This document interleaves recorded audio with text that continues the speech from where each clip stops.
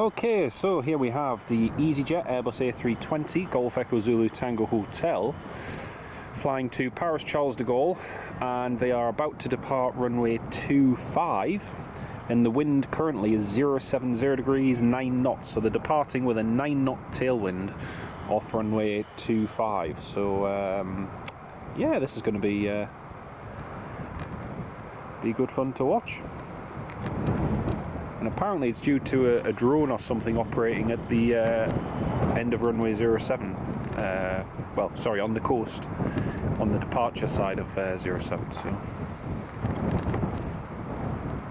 anyway, here comes Easyjet.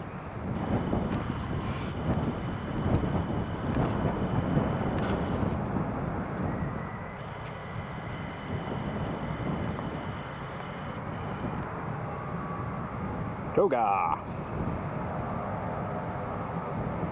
Easyjet giving it full power with this tailwind.